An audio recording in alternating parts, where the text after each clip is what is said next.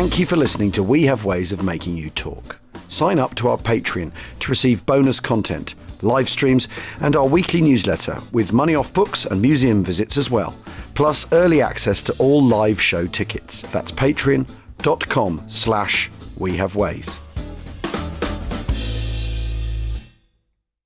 Acura's all-new ADX, a compact SUV that isn't just built for one thing, it's precision crafted for everything. To escape the grind with available all-wheel drive. To go with your flow with available Google built-in. Hey Google, turn it up. Okay, turning up the volume.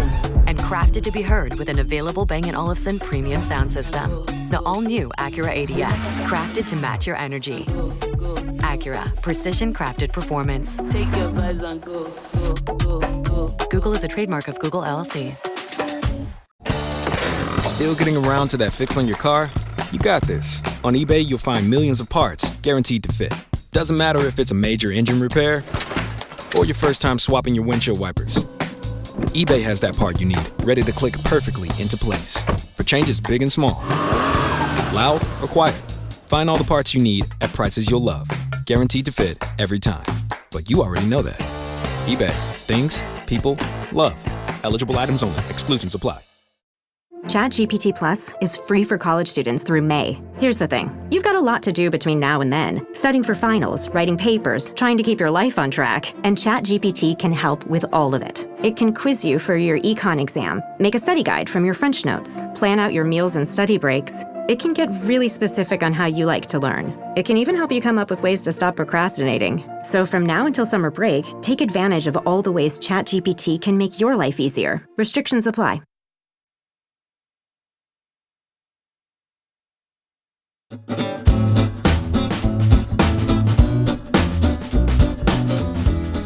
Achtung, Achtung. Welcome to We Have Ways of Making You Talk with me, Al Murray, and James Holland. It's your Second World War podcast that currently is marking the end of the Second World War, but fear not. That doesn't mean for you the podcast is over. No. There is so much more to talk about. In fact, just before we started recording this, we were discussing what we're going to do as we go into the summer, because as we said in all our VE Day stuff and last week in our week of VE Day coverage that James and I are involved in, we kept having to say, don't forget the war with Japan's still going. Whatever you do, don't forget about the war with Japan. And can I also just point out, it is the 85th anniversary of 1940. Back to the start.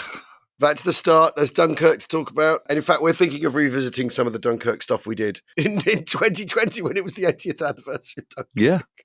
Well, and there's so much still to do. We've got all sorts of ideas, haven't we? And doing little two-parters on particular people in the Second World War. And talking of which, I've got lunch coming up with Shane and Brian Alexander, sons of the one and only, the legendary great Field Marshal, the Earl Alexander, which I'm very much looking forward to. And his son Brian just is absolutely the spit. He just looks exactly the same. It's so weird.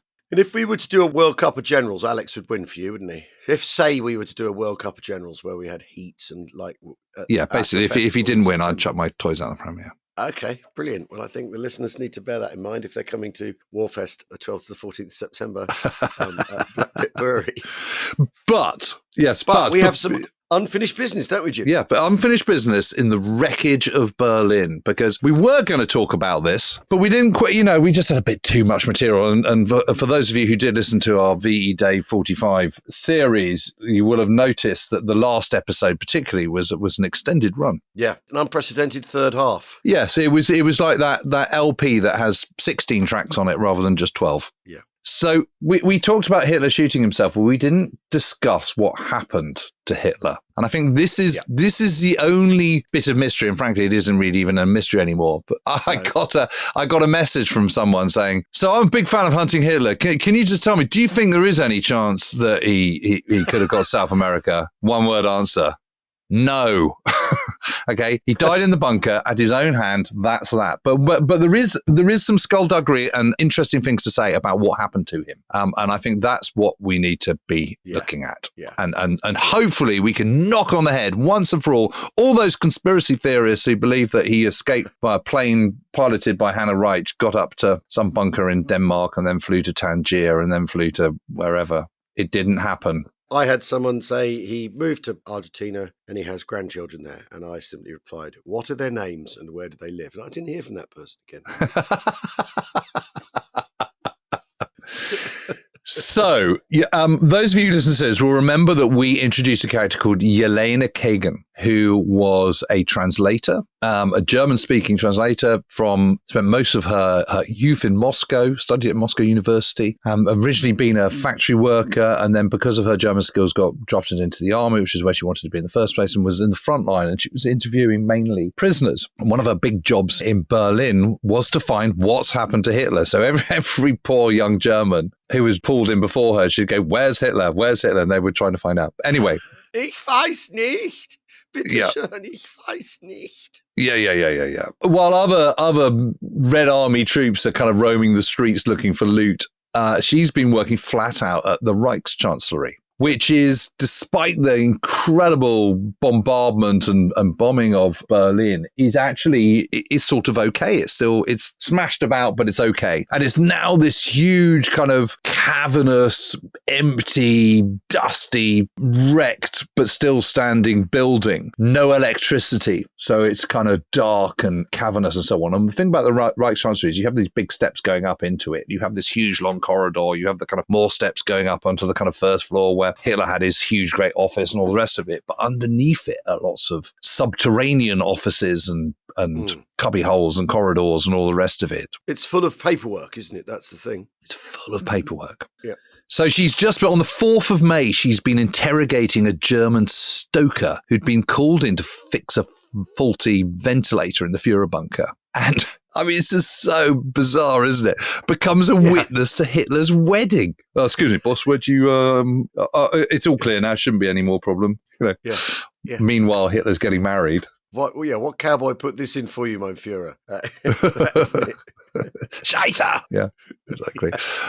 Incredible. Anyway, she's just, the interrogation goes on and on and on. And she finally escapes for a little brief tour of the ruined city and goes off with their driver, Sergei, who is he's from Siberia. Yeah. They walk up towards the Brandenburg Gate and still smoking Reichstag. And above the skeleton of its dome, the red Soviet flag is now fluttering, and lower windows are boarded up and already covered in graffiti. And with a stubby pencil, Sergei writes, "Hello to all Siberians." And Yelena feels too emotional to speak, but silently adds her own greetings to all Muscovites. And the streets are, for the most part now, kind of deserted of civilians, but Red Army vehicles are sort of rumbling through cleared mounds of rubble. And there's Red Army girls with white gloves directing traffic, and they cross over a bridge over the Spree and inch past a German truck that's upside down, and someone's written on the side, "All our wheels are turning for the war."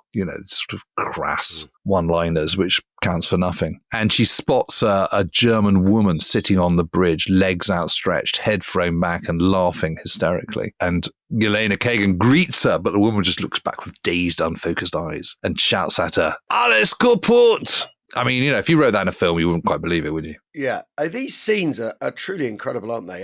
Aren't they? I think one of the things that, as we've done Victory in Europe, that I've been struck by is the fighting does stop. You think of so many other wars where there would be, there would still be a party sporadic firing or whatever, yeah. Yeah, a party hanging out in some block of flats somewhere, and some poor sods from the Red Army have got to clear this building room by room. But that's not really the case, is it? It has ended, and the Germans have accepted the defeat. I think is really interesting, which just makes you wonder so much about the political motivation, because it's fanatical up to the point where it's not anymore. What sort of fanatics are those? Fanatics who give up? It's very, very weird, isn't it? Well, the main thing is you get this sense of complete indifference, don't you? It's like, Hitler's dead. Okay. Oh, well, yeah.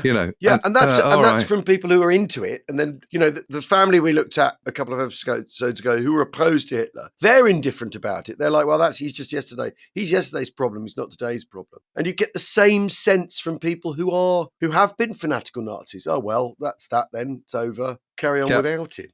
Very strange. Yes, and you get these sort of surly civilians sort of, clearing piles of rubble, and, everyone's trying to sort of make sense. They're sort of abandoned. There's no kind of sort of, there's martial rule and stuff, and there's curfews and what have you, but there's no sense of kind of, the people are largely abandoned. They don't know what the form is. They don't know quite what they're supposed to do. Everyone's nervous about raping and stealing and all the rest of it. And they seem to kind of, Russians seem to want to nick half-inch watches, bicycles and rape German women seems to be the kind of sort of the three big things. Meanwhile, Germans are just trying to work out how they're going to exist, how they're going to live, how they're going to survive. But on that day, while Kagan is and Sergei are wandering around the ruins, not far from the Reichschancellery, because of course the Reichschancellery to the Brandenburg Gate and the Reichstag, it's a few hundred yards. You're not talking about a huge, great distance. But that same day, the 4th of May, Hitler's body is finally discovered, although his discoverers don't know it then. So his remains, these charred, blackened remains, are found by chance by a Red Army private, Ivan Churikov of the 79th Corps, which is part of the Third Shock Army, which is a shock army that takes the Reichschancellery and the sort of government area. And under the instructions of Colonel Klimenko, they decided to give the Reichschancellery garden one last inspection. And so Churikov's attention is drawn to the loose soil in a shell crater just beyond the bunker exit. And then, on closer inspection, he realizes that what he's looking at is the remains of human legs.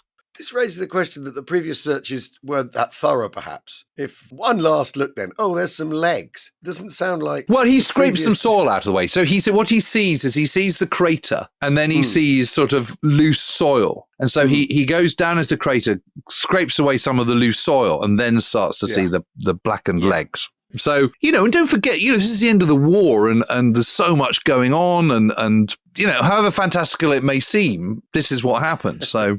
Yeah, I know. But the thing is a lot of it, it's not that it doesn't add up. It's just that obviously in the chaos and tumble of events, have you checked that garden? Yes, sir. Have I hell? Well, the idea of soldiers shirking isn't exactly a radical proposition, is it? Well, that's my point. That's my point. Of course I have, boss. Of course I've had a look in that garden, boss. Yeah, because it just looks like a wrecked garden, Yeah.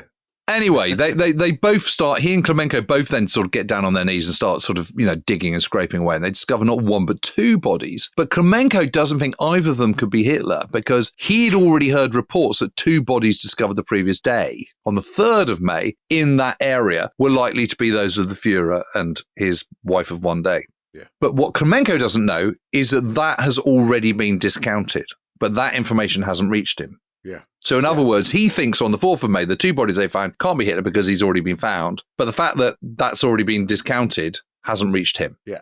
So Klimenko only learns that the 2 bodies found on the 3rd are not Hitler later that evening. So early the very next day, the 5th of May, he sends 4 of his men under Captain Deryabin to dig up the remains in the shell hole. And they uncover a male and a female and 2 dead dogs. One of these is Hitler's Alsatian Blondie, who those who listen to our series may remember he used to test the cyanide tablet. But the other dog, unnamed, mysterious, some tragically dead Fido in the ruins of Berlin. There's your mystery conspiracy. I suspect there are 2 dogs in the Führer bunker, aren't there? Not just Blondie. Yeah. And they're both tested. You can't have 2. Hunting Hitler's dog. I want 6 episodes of that on Discovery Channel by the end of the year, please, Jim. Anyway, Yelena Kagan is then brought into this because the 5th Shock Army is now taking over the command of Berlin. Yeah. And they've ordered that the Reichschancellery and the bunker complex should be completely cleared. So the 5th Shock Army, and because it's the Red Army, they're all sort of, and they're kind of not a million miles dissimilar to the Nazi construct. They're all kind of rivals as well as compadres. And Klimenko is Schmersh. And he doesn't want the 5th Shock Army getting hold of these bodies at all. He wants the glory of having Hitler's body. And he also wants to keep it from the NKVD for as long as possible. Yeah. But he's now got to smuggle them out without the 5th Shock Army discovering. So it's just absolutely extraordinary because what one has to understand is that the Reichschancellery garden is walled behind the Reichschancellery. So there are still the remains of this wall around it. So they've got to get them out. So they wrap them in sheets and get a truck to go up the kind of the back of the wall, the far side of the Reichschancellery garden. And they carefully, in the early hours of the morning of the 6th, lift them over and whisk them away to Schmersh headquarters, which is now at Buch, which is just to the north of Berlin. And Kagan is witness to this. I mean, it's just extraordinary, isn't it? Yeah. It's completely But that's why there's this mystery around it, because then everyone else is looking for the body and they can't find it. Yeah. And what they don't realise is it's already been whisked away by another rival intelligence unit in the Red Army, which is Schmersh. Because I think my understanding of it is that Schmerz and NKVD is kind of sort of a bit like kind of MI5, MI6, isn't it? Yeah, well, yeah, and obviously there's glory to be had in finding Hitler's body. It's straight up rivalry, isn't it? Can one imagine MI6 whisking a thing away before OSS got their hands on it during the Second World War? Yes. Yes. So, I mean, not so strange. Yeah, well, exactly. You're right. It's Soviets in competition with one another, but this is also how organisations work, isn't it? They've got themselves. Klemenko's got his hands on this absolutely extraordinary war booty. Is another way of looking at it. He's not going to want to share it with anyone else, and that would be the same if you were the 7th Armoured Division or 11th Armoured Division in the British Army. You wouldn't want the other lot having it. I think although the problem is we are talking about Hitler's body, which is an item of incredible political significance. But it is also weird, and you can also see how, if you wanted to, you could cast doubt on some of this if you wanted to, because you ignore all the things we've just talked about, and thereby Hitler's body disappears. Yeah, I mean, I personally, I think this is all incredibly convincing, and I don't really see any reason to doubt it. And there's plenty of evidence besides to support all of this, to be perfectly honest. But anyway, I mean, Yelena Kagan's sort of slightly surreal day continues on the 6th, because while Hitler's body is whisked off in an ambulance or a truck or something off to the Schmerz headquarters in Buch, she and Sergei and Klemenko go off in a different vehicle. And as they're heading back to Buch, they come across a cart and a lone cow, and draped over this is an Italian flag, and there's music blaring from the nearest house. And so, curious, they stop and go inside, and they find a number of Italians gathered around an old piano, while one of them is sort of playing with immense gusto. And these are all former Italian troops who've been disarmed by the Germans in September 1943 at the time of the Italian armistice, and whisked off as forced labour to Germany. And on seeing these Russians in their midst, the pianist suddenly starts playing, and they sort of scuttle out and hurry back to the waiting cow and cart. One of them shouting, "Hitler kaputt." Yes, which I think is obviously, it's better to be safe than sorry. You shout Hitler kaputt, right? Yeah. And they obviously don't know for sure, but Yelena does. That's the point, and that's the kind of irony of it. And she doesn't say anything. Yeah. And the big thing is they need proof that these blackened corpses that they've got are actually Hitler and Eva Braun. And she's a bit confused why they haven't made a statement. They've got Hitler, but Schmerz needs more proof. That's what they're basically saying. They want to make it absolutely certain, beyond any doubt whatsoever, that the two bodies they've got are the two people they think they are. So it's now headed over. Klemenko now hands over the whole kind of investigation to a chap called Colonel Vasily Gorbushin and one other junior officer. And Yelena is told, right, you are now seconded to Schmerz, and you are going to continue being the translator because you're in on this. I mean, it's amazing, isn't it? Because if she hadn't been, if there was another interpreter, tracing all this would be much more difficult, wouldn't it? The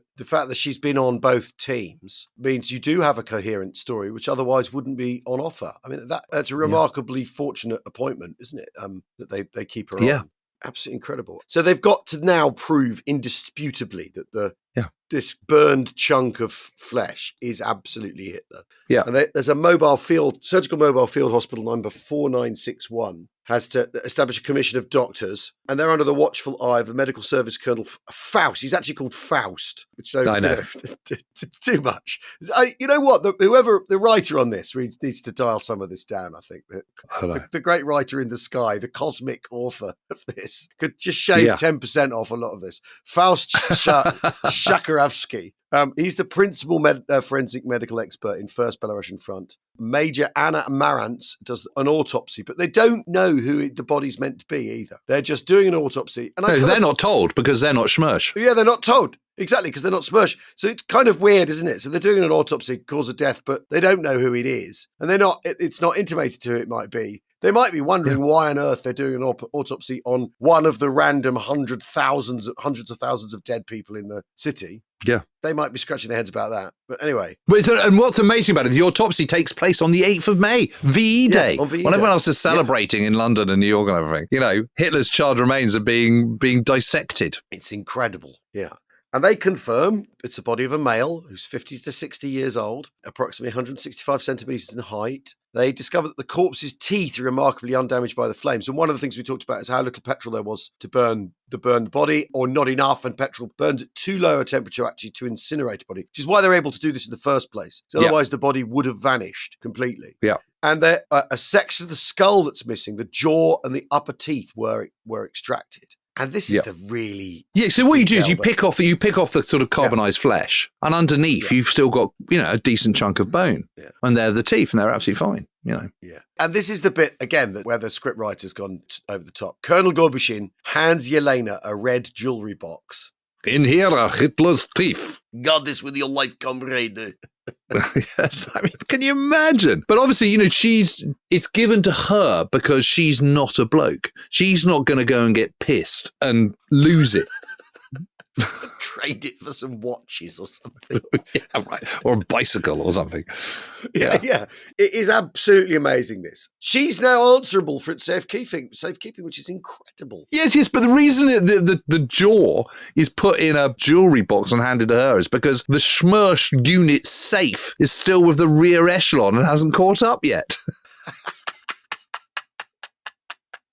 So, as it were, the teeth are with the teeth rather than the tail on this occasion. Yes, and not surprisingly, she finds the whole thing this sort of terrible burden, sort of wandering around everything. Can't let go of this box. Everywhere she goes, she's carrying this red jewelry box with Hitler's teeth in it and jawbone. I mean, it's like carrying the Ring of Power around, isn't it? She's got this terrible. Yeah, exactly. I mean, I've seen pictures of this. I mean, it's all very the jawbone still exists and everything. Well, let's take a quick break and we'll come back to answer the question, what next for Hitler's teeth? Because such are the details of the end of the war in Europe. We'll be back in a moment. Parents of tweens, if you're familiar with far-off drop-offs... Dad, stop, right here. Or get DMs about what's for dinner, you may be experiencing tween milestones. For your son or daughter, these can start at age 9. HPV vaccination, a type of cancer prevention against certain HPV-related cancers, can start then too. For most, HPV clears on its own. But for those who don't clear the virus, it can cause certain cancers later in life. Embrace this phase. Help protect them in the next. Ask their doctor today about HPV vaccination. Brought to you by Merck. This episode is brought to you by Factor. Optimize your nutrition this year with Factor, America's #1 ready-to-eat meal service. Factor's fresh, never-frozen meals are dietitian-approved, ready to eat in just 2 minutes. Choose from 40 weekly options across 8 dietary preferences, like Calorie Smart, Protein Plus, and Keto. Eat smarter at factormeals.com/listen50 and use code LISTEN50 for 50% off, plus free shipping on your first box. Factormeals.com/listen50. Code LISTEN50. Terms and conditions apply. Faraday presenta Ojos con Alergia y Picazón contra el jardinero. Y el ganador es Faraday Extra Fuerte. Para aliviar la picazón de los ojos por alergia, actúa más rápido y supera a Claritin y Flonase aún a las 24 horas. Faraday, adelante. Welcome back to Weird Ways of Making You Talk, where we, before the interval, offered you the enticing story of what next for Hitler's teeth. And here it comes. What next for the Führer's jawbone? Yep. So Yelena Kagan's about to go to bed late on the 8th of May when she's called to listen to the live broadcast of the surrender ceremony, which anyone who's listened to the previous series will know concluded at 41 minutes past midnight, if I remember rightly. With Keitel and co down in Karlshorst. So she's still clutching her red jewelry box, but puts it down briefly on the floor as she and a Major Bistrov and Major Pitchko clink glasses and drink to the end of the Great Patriotic War. But soon after that, she heads back down the wooden stairs and then suddenly stops as though kind of electrified by the enormity of the moment in which she finds herself. And she just thinks, God, is this really happening to me? Is this me standing here at the moment Germany surrenders with a box in my hands containing the indisputable remnants of Adolf Hitler? Not surprising she's feeling a little bit freaked out by it. Yeah. But the point is, they're not the indisputable remnants yet. And that can only be proved by finding copies of Hitler's dental records to match to the teeth. Yeah, because dental records, after all, they're unique, aren't they? My teeth are nothing like your teeth. Yes. Are nothing like JR, producer's teeth. I know JR's saying a heave of relief at the very thought that his teeth are nothing like mine. It is as good as you'll get, like a fingerprint, isn't it? Yeah. Is the thing. There is no DNA testing, so it's not what they do now, is it? They'd get the DNA from a thing that they know is Hitler's or Hitler, and then test the corpse. So they've got to go on the teeth. But fortunately, teeth are completely unique. So it's not like, I've seen this on the internet. Someone going, well, they obviously faked a double's teeth to be the same as Hitler's teeth. No, it didn't work like that. No, it's not. They obviously faked it in a kind of intricate faking process at the end of the Second World War, just so that it could, no, because they're not trying to dupe themselves. Yeah, exactly. The whole point is so that they know what they've got. That's the whole point of going for the whole dental records. They're not going to sort of pretend that they found his body because they're paranoid that he has escaped. Yeah, exactly. That's the whole point. That's why they're trying to prove that it is him and that he is really dead. Yeah. So that makes no sense whatsoever. It doesn't make any sense.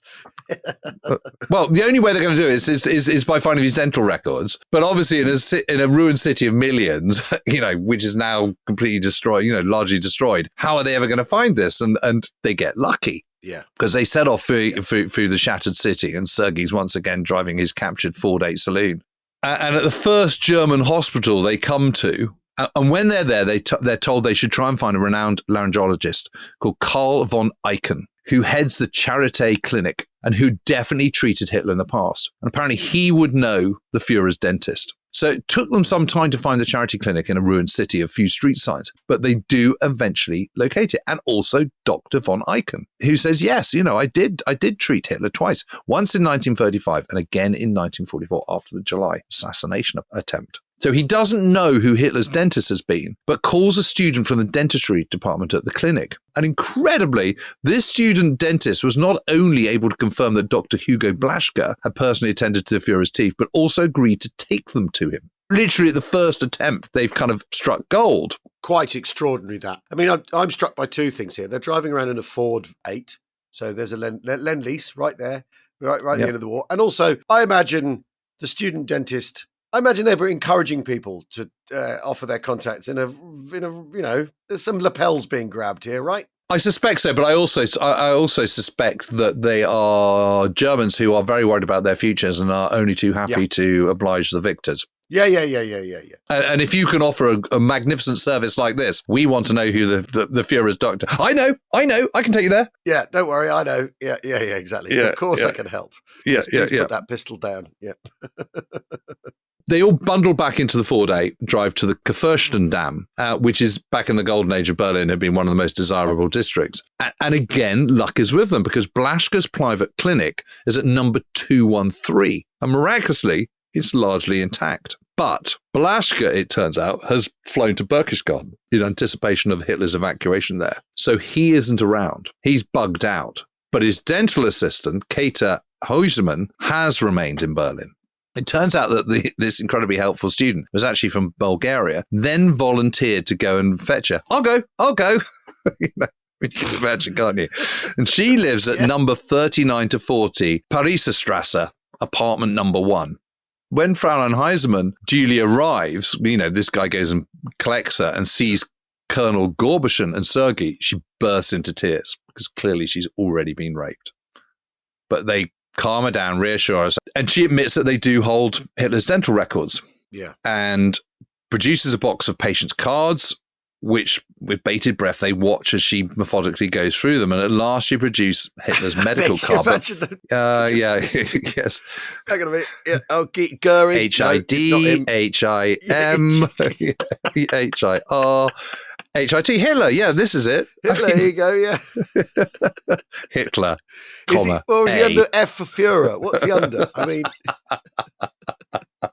Yes, would it be Hitler A, Hitler, A, or would it just be Führer, der? I don't know. Anyway, be that as it may, they find his medical card, but no x-rays at all. So Fräulein Heisemann suggests that they might go to Blaschke's other office, which is back in the Reichschancellery. I mean, can you believe it? So off they go again, back to the Reichschancellery, of course, is where the Fifth Shock Army now is occupying. But the place is now completely empty and quiet as the night, and guarded by a sentry who refused to let them in. But Gorbischen just produces a pistol and a stream of invective, and that's that. So the Reichschancellor is, pretty much pitch dark and empty and even more cavernous than they remembered, and they've only got one torch between them. But after sending down into the depths from 2 flights of stairs, steps echoing ominously along the corridors, they find Blaschke's room, which they haven't come across before. Yeah. It's boxy and small and complete with a dentist chair and a small desk. And in there, at last, they find Hitler's dental records as well as a set of X-rays. Can you believe it? Of his teeth. I mean, it's of his teeth. Incredible. That's it. I mean, the thing is, you've got to admire German bookkeeping in this story, haven't you? The papers are alles in Ordnung, aren't they? So you can actually do a paper trail to solve this mystery. It is quite amazing. When we talked about people getting their call-up papers in April of 1945, it reminds me of this. The German sort of state, and not just state, but the bureaucratic side of things, works well enough that even as the city's sort of still smouldering, you can do the paper trail to Hitler's teeth. It's absolutely incredible. It is absolutely incredible. And they head back to Buch. And as they do so, the Ford 8 finally conks out. And just at that moment, guns boom out. And Kagan suddenly thinks, oh my God, the war started again. Of course, it's not. This is the victory salute announcing the kind of, final, complete, irreversible end of the war in Europe. And Sergei gets the car going and on they go. But take Kater Heussermann with them as well. And Yelena Kagan is suddenly struck by how quiet the city is. And Berlin suddenly is a sort of dark and forbidding place, and there's hardly any red troops about, and suddenly it just seems quiet and sort of skeletal and eerily still. And on the following day, the 10th of May, Kater Heussermann is finally able to match the teeth Yelena has still been safeguarding in this wretched red jewelry box with the X-rays. They're absolutely one and the same. So that clinches it. And they found Hitler. And he isn't alive. He's very much dead. And a few days after that, they then go back over to the Reichschancellery garden and they find the missing bit of skull. And both the missing bit of skull and the jawbone remain to this day in a drawer in the archives at the Kremlin in Moscow. Incredible. And I've seen photos of these and I've seen the X-rays. There is absolutely no room for any dispute at all. But what is really, really interesting is the bodies of Hitler and Eva Braun and also the Goebbels are collected together and they're driven out of Berlin city and they're buried in a wood near a village just northwest of Berlin. And that's where they remain. Then they're dug up again and they're taken to Magdeburg. So they're all then buried in Magdeburg, and there they remain until 1970. And then it is Yuri Andropov, who later becomes head of the Soviet Union, but at the time is head of the KGB. In 1970, he orders all the bodies to be disinterred, incinerated, and their ashes are thrown into a tributary of the River Elbe. Do we know why he did that? I think he just thought, they're buried, they can be dug up, someone else can find them. Let's just knock this on the head once and for all. Yeah. That's interesting, isn't it? I mean, in the 70s in the Soviet Union, there's that switch to making the war more important in the way it's celebrated and all that sort of stuff, because basically communism has not quite delivered. So they switched to communism was a good thing because it won us the Second World War. But those don't feel related. They feel you do wonder, had the British and the Americans taken Berlin and Hitler taken his life in the same way, whether in a way this story would be any different, though. You know what I mean? Because it is a difficult thing to, what do you do with Hitler's body if you've got it? Where do you put it? What do you do? You don't put it. You can't put it in an unmarked grave because someone will eventually figure out where it is, won't they? Well, that's the problem, isn't it? Yeah. Yeah, so you do want, like I say, if the boot was on the other foot, if say the Americans and the Western Allies had taken Berlin, which like we talked about, Hitler had killed himself, then what? I think there'd be the same. There'd be the same web of intrigue around what actually happened as if the Soviets had taken it. But it's got that extra sort of mi-feuille of Soviet paranoia on top of it, hasn't it? Yeah, absolutely. I mean, what I was going to say is that the conspiracy theorists would go, yeah, but there's all these CIA documents that are saying that Hitler's been reported in Argentina and there's been sightings, and someone has confessed that they flew him out on the 28th of April, 1945, et cetera, et cetera, et cetera. All of this is false information, and most of it was set out by the KGB to test the intelligent response from MI6 and the CIA. Yeah. So that's all it was. And the huge number of witnesses to this who saw him, who saw his body, the people that heard, who saw his body being taken out of the Führer bunker, the conversations he had, the last will and testament, the fact that Hannah Reich went on her own, flew out on her own without Hitler, the fact that he was seen alive on the 30th multiple times, that multiple witnesses gave very, very detailed and for the most part, largely corresponding complementary reports. All kind of goes to show that he absolutely did kill himself in his own hand on the 30th. There's no doubt at all. Then when you add the kind of forensic details, and also, what we haven't really talked about is the autopsy on Eva Braun, where they also did that as well, also found bits of her teeth and, abridged teeth and, all this kind of stuff, all of which matches her dental records, which they didn't hunt for with the same urgency they did with Hitler, but they did subsequently find it. All this adds up to one thing, which is, indisputably, he killed himself, and this is how he did it. The Russians found him, and they've still got the bits in the Kremlin. I mean, there is no doubt about this. There is a really, really fantastic book called The Death of Hitler, which is by two French people, an investigative journalist, and one Russian lady, one Russian journalist, and a French pathologist. And it's excellent, and it's incredibly methodical. And they did some extra work, pathological work, in the early 2000s, something like that. Or maybe it's even a bit later than that, maybe like 2015 or something. And they proved beyond any single doubt whatsoever. Yeah, this is what happened. Yeah. Yes. I mean, as you say, it's the Soviets sending dripping stuff across. It's people making a living out of offering tips to intelligence services, isn't it? It's all that stuff. I mean, one of the MI6 officers says, in reply, one official responds in reply to all the survival rumours. He says, I believe this to be sheer poppycock. The plastic operation which changed Hitler's appearance was probably carried out with a service revolver in the Führer bunker. I think he's being too cautious there. The probably is, there's no need for the probably. The poppycock is absolutely right. It is interesting, though, because who is it that wants it to have not happened? Is what I often wonder with the people who are indulging these conspiracies. Why do they want Hitler not to have killed himself? Why do they need him to live on in their imaginations? What is it about him living on that is so appealing? These are questions worth asking about the people who want to ask those questions. Why do you need Hitler to have survived? Can you answer me that? And I think that's something you need to ask of the people who think that it is all a conspiracy. Why do they need Hitler to have lived? Yeah, no, it's very weird.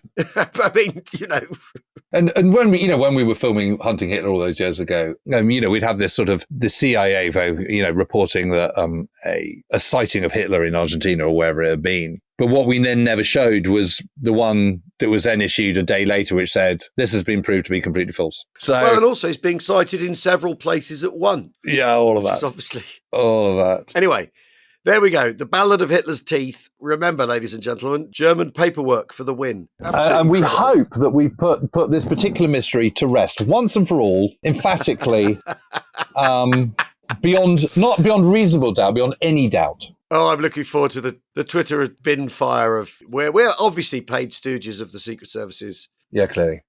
And all that bollocks. Anyway, Thanks for listening, everybody. As we said right at the start of this episode, there is a festival in September, the 12th and 14th of September, We Have Ways Fest, where we will be, amongst other things, we'll be doing our World Cup of Generals. If what you want to witness is James Holland throwing his toys out the pram as Monty Pips Alexander in our top 3 general off, this is your opportunity. Go to wehavewaysfest.co.uk, buy your tickets. We'll see you there.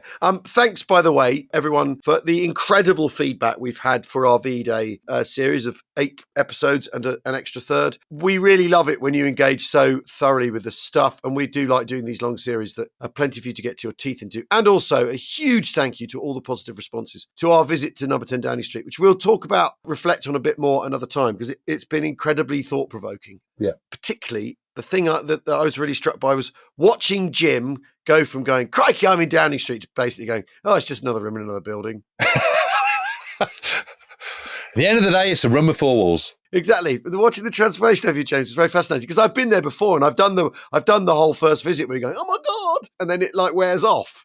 Yeah. Because of course it does. And the woman looking after us rolling her eyes when we said, oh, it's like the TARDIS, it's bigger on the inside. Yeah, it's like, oh, never heard that before. Is there any other way of expressing this, please? Yeah, no. No, afraid not. There is another way. Anyway, thanks for listening, everyone. We will see you very soon, and cheerio. Cheerio.